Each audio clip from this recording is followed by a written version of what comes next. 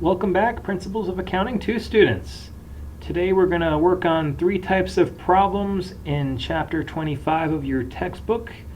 The first video is going to be special order solutions. We'll also cover in further videos outsourcing and segment elimination. If you remember, Chapter 25 is all about special decisions, which means every problem in this chapter is going to be a little different than the other.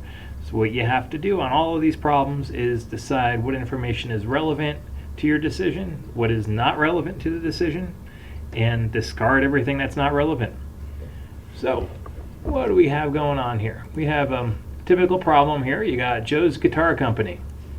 And what do? They produce high-end electric guitars. For those of you under the age of 50, those are these instruments. They have long necks and strings, and you used to be able to play on them, and they would make noise, and people would cheer. They were wonderful little tools back in the day.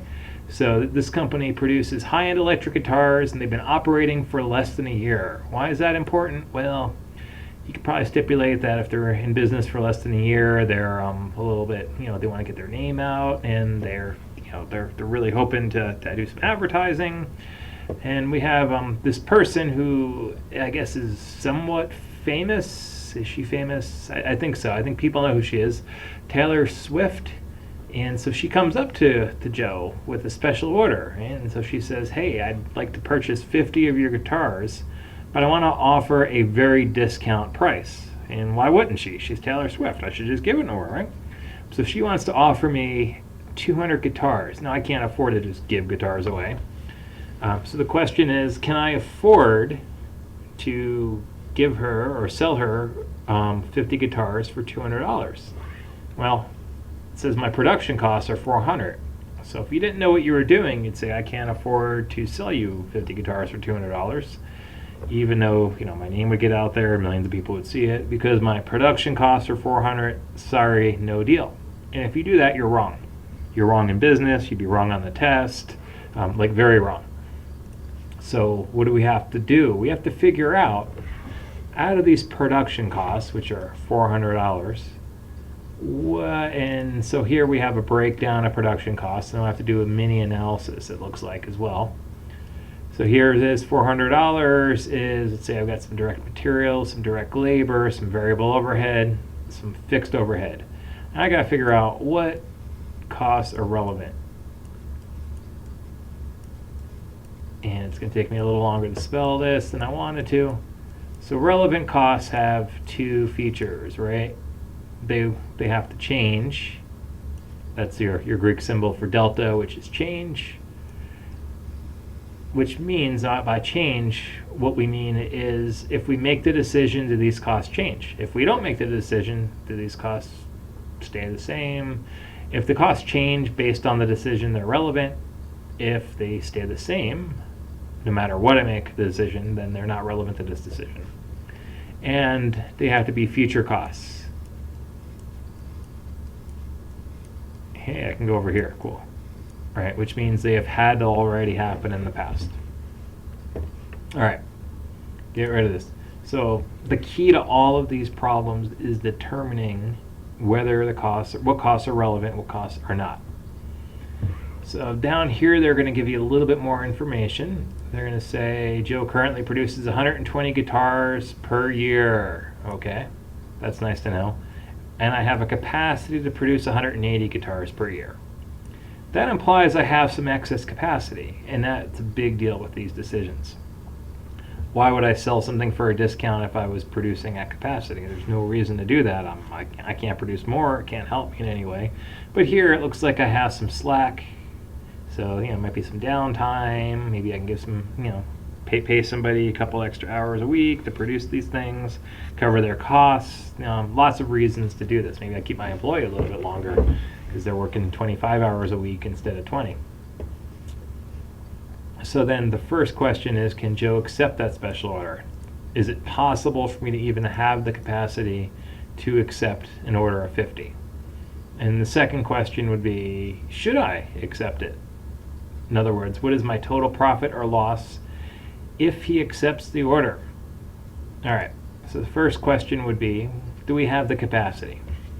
Well, all right, we have our production capacity, and it says here I produce 180. I can produce 180 guitars, minus my current production of 120 guitars. That tells me I have 60. I can make 60 guitars with my current manufacturing capacity. I don't have to buy more material, not more materials, more machines.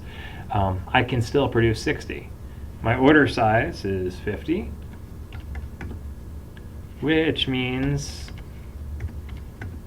I have 10, I have a surplus. I can absolutely, if I choose, fill an order of 50. So then the second question is, should I accept it? Well, here, like I said, if you were doing this incorrectly, you'd say no, because my costs are 400. But let's take a look. And down here, all I did was I copied this stuff down to here. So we know revenue. What is revenue? Revenue is how much Taylor Swift is going to pay me for these guitars. And she's going to pay me $200 per guitar. Is that relevant? Yes. Why is that relevant? That's relevant because if I don't make the guitars and sell them to her, I get 0. And if I do, I get $200. So that's a relevant, we call it cost, but really that's relevant income. All right, so then we have our variable cost. My direct materials, $100. Is that relevant? And the answer is yes, because if I make these guitars, I incur this cost. And if I don't make these guitars, I do not incur these costs. Same thing with labor. That would be relevant. And my variable overhead. Remember, variable overhead changes based on what you manufacture. So, therefore, that could be like guitar grease, blood of Jimi Hendrix, things like that would be relevant. If you don't make the guitar, you're not required to pay that $50. So these are all costs that change. Fixed overhead. Well, fixed overhead's fixed, right? We know that. So that would not be relevant for this decision. If I make these guitars, I pay $210. If I don't make these guitars, I still pay $210. So that would not be relevant. So now my relevant cost, actually let's get rid of this. Here's my current total cost. Oh, you know what, I have something over here. So here's my relevant cost. All right, $200 in revenue minus 140, 50, 0. See what I did? I just carried these over. My relevant cost per guitar, my fixed overhead, nothing. I also have here my relevant cost per order. What does that mean? Well, we're going to make 50 guitars, right? So if I'm making $200 per guitar times 50, I'm going to have some nice revenue there. I'm going to make $10,000 in revenue off this order. It's going to cost me $5,000 in material. I'm just going to go ahead and make all this dollars, get rid of the decimals, and $2,000 in labor, $2,500. So of the relevant costs, right? If I make this order, here's my revenue. Let's put that in a nice red color. Here are my costs. Ooh, that you can't see that. Let's do dark blue. So my total cost is going to be, and again, this is going to be relevant, $9,500, which means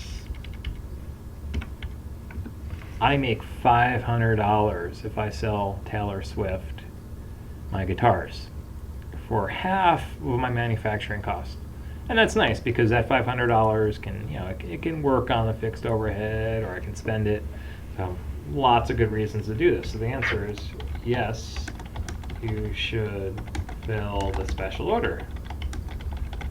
Now, would you do it every day? No, that's why it's a special order. It's a one-time thing. They're coming in, they're looking for a discount on something that's mutually beneficial. You get your guitars out there, you have the extra capacity. It makes sense to do this one time. If she was coming back asking for 500 guitars a day, the answer would probably be no, because eventually you have to cover these fixed costs. All right, that concludes this video. There'll be 2 more problems coming up. Enjoy.